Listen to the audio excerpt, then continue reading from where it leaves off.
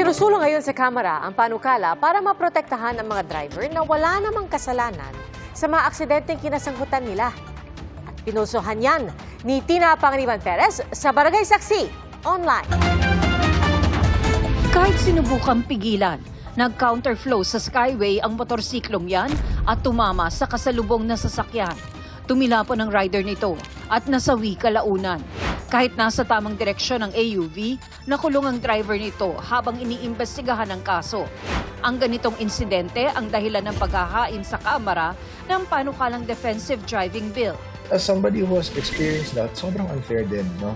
Na tayo nag-iingat tayo and yet people out there parang baliwala lang sa kanila yung safety nila tsaka ng ibang tao. Sa panukala, pwedeng hindi madetine ang isang driver na masasangkot sa aksidente kung makapagsusumite siya ng ebidensya, gaya ng CCTV o dashcam video na makapagpapatunay na hindi niya kasalanan ang aksidente. Tinanong namin tungkol dito ang mga kapuso online. Pabor ang isa dahil maraming driver daw ang nadadamay sa mga pasaway.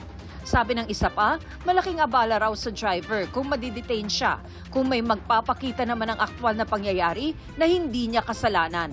Napapanahon ng panukala, sabi ng isa pa, kapag naisabatas ito, mas magiging maingat daw ang mga motorista at pedestrian. Mas maigi kung gano'n, kung mapapawalang sala, yung mga nadadamay lang managot, yung dapat managot pa rin.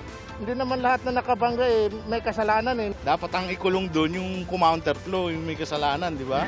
Wala pang nakalagay sa panukala kung sino ang magdedesisyon kung idedetine ang driver. Pag-uusapan daw yan sa pagdinig ng Kamara. Are you also considering giving like discretion to MMDA or PNP to decide on the spot kung makukulong o hindi yung involved sa aksidente? Well, very tricky kasi because not all vehicular accidents can be treated the same. For example, yung sa sinabi ninyo, Ma'am Tina, na may nag-counterflow, but what if the counterflow was an emergency? Suportado man ng One Rider Party List ang intensyon ng panukala, ipinunto nitong ang may kapangyarihang baguhin ng kasalukuyang sistema ay ang hudikatura. Ang opinion ko po, dapat yung Supreme Court po. Kasi sila po yung may rules of procedure. Wala pong power yung legislative to impose upon them kung ano po yung magiging procedure nila.